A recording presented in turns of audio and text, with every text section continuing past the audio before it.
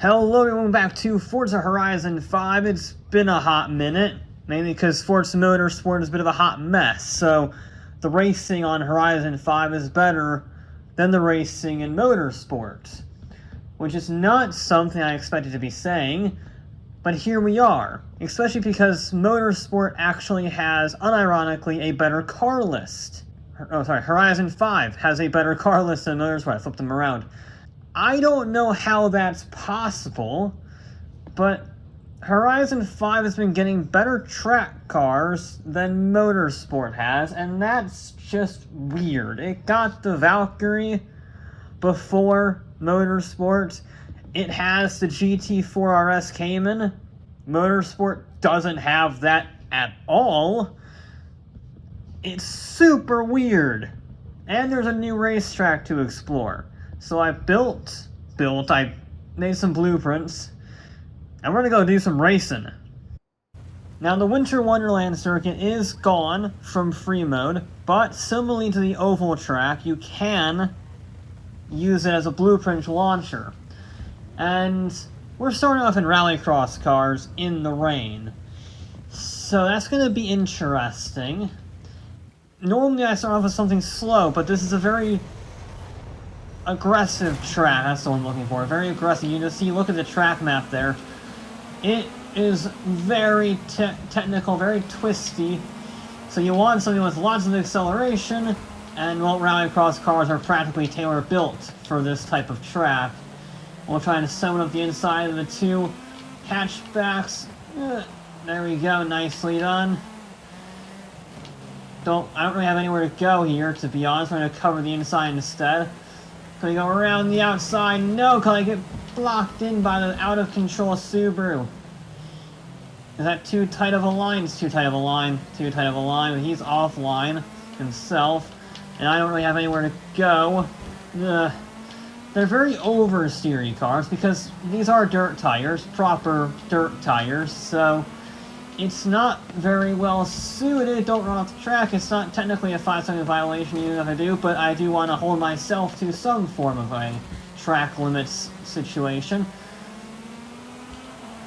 Alright, we're in 4th. That's good. Now I need to hunt down the podium. The podium is just buggered off. These are on unbeatable difficulty, these AI, and if I actually learn to drive properly and shift properly, I'll be able to catch them, but right now I am driving shockingly in the Civic. I like the Civic a lot, actually. I know it's not the fastest rallycross car out there, but it's bloody good fun, and I quite like it. It's sort of a weird vehicle, and I like weird vehicles that people often forget about. Too tight of a line. We are closing on the, looks like a Subaru. So we're gaining, but not by very much. I need to take a wider line into a more aggressive turn. Now, if I can use the banking here, got on the power early, there we go. Now, I think that, yeah, just a little dab of brakes is perfect through there. A little bit of oversteer, but honestly, it's a rallycross car. That's sort of its job. There we go. There we go. Get every apex. Nice and smooth. Just don't get oversteer. I got oversteer. We are right on his tail. He went wide. I'm going to dive up the inside. Sort of force some argy-bargy. There we go. Lovely overtake on our Japanese brethren. Here we go. Alright, now I need to chase. I'm on the podium. Oh, I might not be on the podium anymore. Ah, crap. I was thinking I'm on that section, not on the previous section. There we go. Alright, use the suspension travel of the Civic,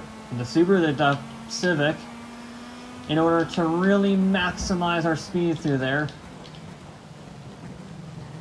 I don't think first is a viable option. We only got 2.5 more laps. But I think second is a very real possibility. Just gotta drive really carefully on this one. This vehicle is a lot more oversteery than I thought it would be for a four-wheel drive car with lots of aero, but you know, it is what it is. You can use that oversteer though to help keep the car planted. I should have turned it a little less there. I was too tight of an apex. Okay. Better, slower, but more controlled, I guess. I only got 2 more laps to get this guy. Ugh. That's too much wall. Too much wall. Okay. Now I'm overdriving the car trying to push to catch this guy, and that's not really helping me catch this guy now, is it? There we go. We want to leave in third for, I think, a lot of these corners, except for maybe this one. It's not really a hairpin, it's more of a 270-degree corner. It's very nasty. This is a hairpin. Come on, baby. Catch the focus. Catch the focus, especially when you run as wide like that. Good, good, good, good, good. Now, we're not quite close enough to make a move. We'll have to make a move on the final lap, I suppose. Unless I can get a good run here through the chicane. I'm still not really comfortable with that, but I can get a great run on the exit. Jesus. Good. Alright, I can't quite carry the speed on the outside there. We're going to send one up the inside. Up the inside. There we go. Nicely done. Crap. There we go. We kept the position just about, despite my best efforts in the next corner. We are too far away for the lead, but second place will have to do. That was a good battle. That was a good working our way through the field. And a decent introduction to the course. And, obviously still have some work to be done on said course. But it's a good start. A good start. The conditions were not ideal, which is sort of the point of rallycross cars in this context. Especially because the next vehicles that I'm going to be driving are exponentially more difficult to drive in this context. We will cross the line in P2, no penalties because we're not the terrible god-awful Forza. And instead, nice simple second place for the Civic. Because next up, we're going real fast. Yeah, the Valkyrie was not just for show and for a comparison between Forza Motorsport and Horizon 5. This is a serious field. Very fast cars are on a very slow circuit. I think this is going to be slightly terrifying, to be honest. Slightly terrifying, but we'll have to give it a go. Lots of wheel spin. This is the most powerful naturally aspirated production car ever built. 1,160 horsepower. 1,000 of it coming from just the Cosworth V12 alone. God, that Hennessy is fast in a straight line, though. This is basically a road-legal LMP car. Designed kind of by Adrian Newey, and then modified by Aston Martin quite a bit. Lots of wheel spin. We're going to try and sneak up the inside of like 7 cars here. Can we get on the power? Yes, we can. Just about. Ooh, that was like, what, a triple overtake? 4 wide and a hairpin? Jesus Christ, the racing brakes on that thing are pretty good. I just got murdered by my teammate, which is not very nice, although it is very on brand for Aston Martin. Ow. Got strolled. Okay. Well, we may have some positions on the opening lap, not many. Probably should have been more, if not for being absolutely massacred by the Aston Martin Brigade. They didn't like the fact that I was in an Aston Martin with the proper livery for our 4th place championship hero. But, whatever, not our problem. Our problem now is making up as many positions as possible. I'm keeping it in second because I don't want to get too much wheel spin. I'm getting wheel spin anyway, so it's best just to avoid that whenever possible. The trees are annoying though. Why am I getting understeer? This is the greatest racing car ever built, apparently. And I'm getting understeer. What is that shenanigans? Yep, that's just not cool. That's not cool. What are you doing? What are you doing? Get on the road. Oh my god. They're really aggressive under brakes. Really aggressive. This is not helping my hunt for the position. I mean, Christ, I'll be lucky to get a top 5 at this rate. Stop doing that. You're clearly not driving very well. That's not how you take a corner. Why are the Forza Motorsport AI coming to Horizon 5? I don't know, but we've got a good tussle here. Very different vehicles.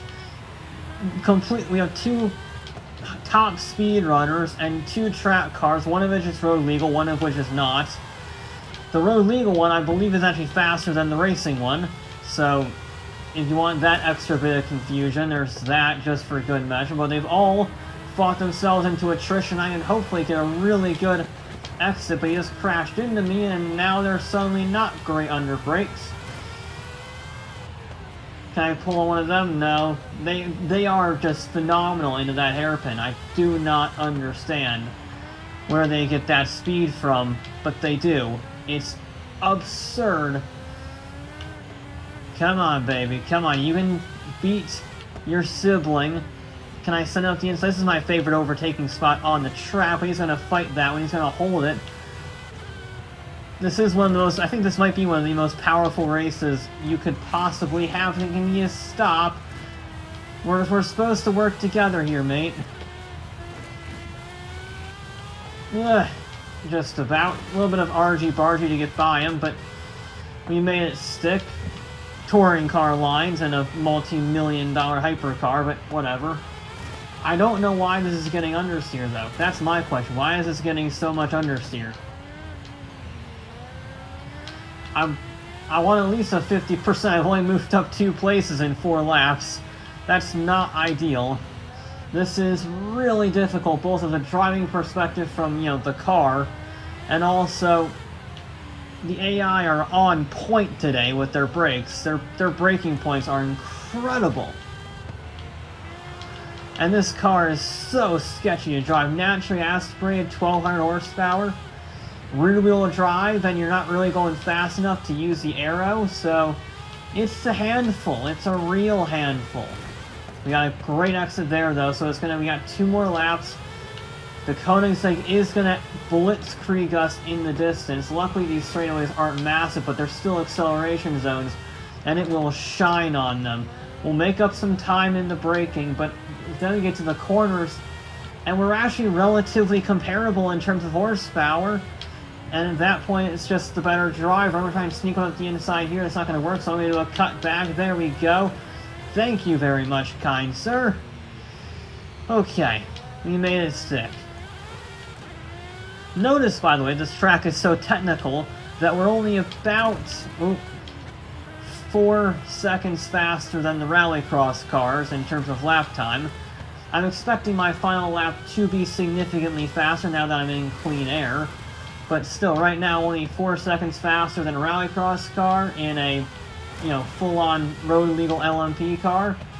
That's insane how much track sometimes depends the lap time in terms of what vehicles shine and which ones do not. The track itself will cause huge variations. Like, this car is not really designed for this track, which is the whole reason why I picked these things, because I wanted to see just how ridiculous it could be. And it's a handful. It's a real handful on these corners, but it is rewarding once you get it right.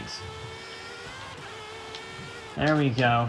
Alright, there we go. And then a little bit of oversteer just to get the rear end not planted, to get the car a little bit wide just to get that nice apex. That was not a nice apex. And there we go here, use a little bit of banking, but not a huge amount. We're across the line. 6th place finish. It was very bumpy one. Not stellar. Not my finest driving, but the car was a bit difficult. Smoked the fastest lap, though, by 0.3 of a second, exactly, so I will absolutely take that. Whew, that was just as challenging as I thought it would be. But now we only have 1 more race left to do. So our final race, we are going in completely the opposite direction and doing a one-make racing series with the Lotus 340R. The handling GOAT is back in Horizon, and why not celebrate with a glorious, hopefully, battle of completely bone stock vehicles. I can't even really call them cars. They're basically bathtubs with wheels.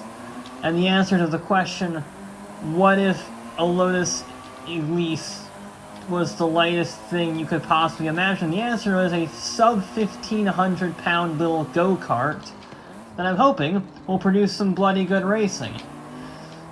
Because this is home turf, basically, for this car. It's very, very technical, really focuses on handling and braking, not so much acceleration. That is where this vehicle struggled. It has less than 200 horsepower, but again, less than 1,500 pounds in a road legal car. It's incredible.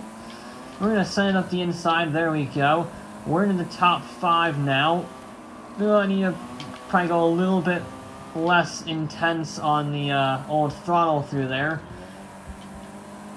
We carry good speed, but we really need to minimize the distance it takes to go through these corners because, well, we don't have any acceleration on the exit, so it's all about corner speed, and that's where the banking is useful. Hitting your opponent in the rear is not useful because it kills your momentum and gives them a boost, which is not what we want to do. Oh, these brakes are so good. These brakes are super good, and after driving the Aston Martin, which felt completely out of its element here, this is a glorious car to drive in B class. This is an incredibly grippy vehicle. It's probably OP in A class again, too. Let me do a cutback on, I was going to say the Lotus, but they're all Lotuses, so it's again a little bit of a touring car pass. We did just about make it stick. There we go. Alright, I think we've covered him off nice and proper. He's going to do a little bit of a chicanery there. Now, how much speed can we carry through this section? Oh, we can carry mega speed. We can carry mega speed around the outside of 4th place. Hunting down the podium now. We can carry so much speed in this car. Especially in that final corner. Holy crap. And the field is pretty darn close. You can't really run away when they're all the same vehicle. Of course, that's not a brilliant line, I'm going to be honest. And the problem is that not so brilliant line screws you up for the entire roundabout section. Because you're just always in the wrong place at the wrong time.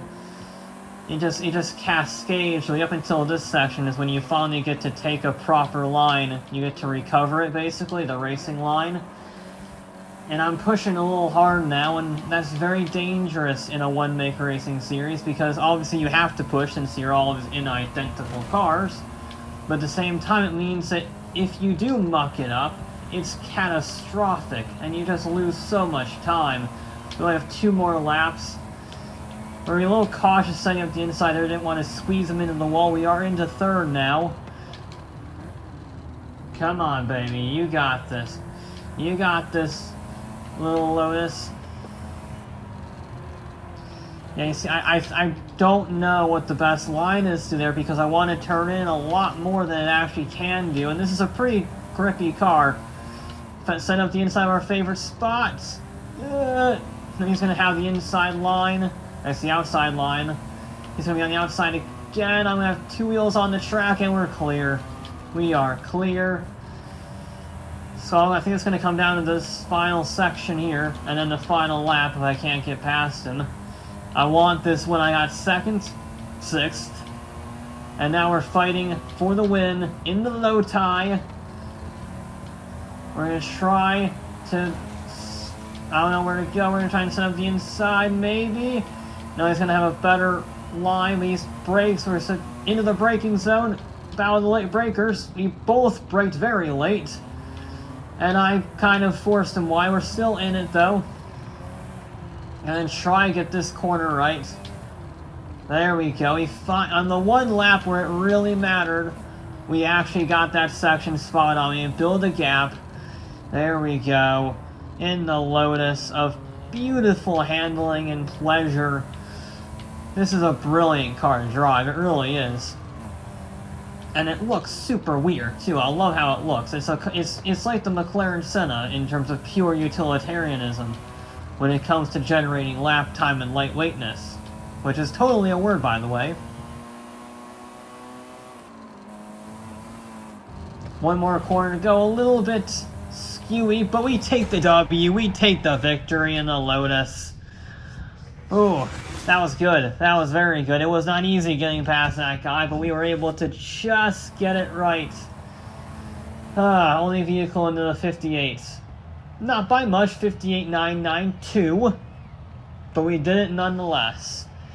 That is a brilliant track. It reminds me of the Horizon 4 track in that little village. The really, really, really technical one. That's what it reminds me of. Because even the hypercars only got to about 130, 140, which is nothing compared to how fast those cars actually are, and this is even slower. But it's so much fun. You have so many rooms for overtaking and cutbacks and 2-wide racing. Hell, I think in the hypercar race we were 4-wide at one point. Madness. Absolute madness, and far better than Forza Motorsport, which is embarrassing. But anyway, that'll be it for this episode of Forza Horizon 5, and I'll probably be back with more because Motorsport's still a dumpster fire.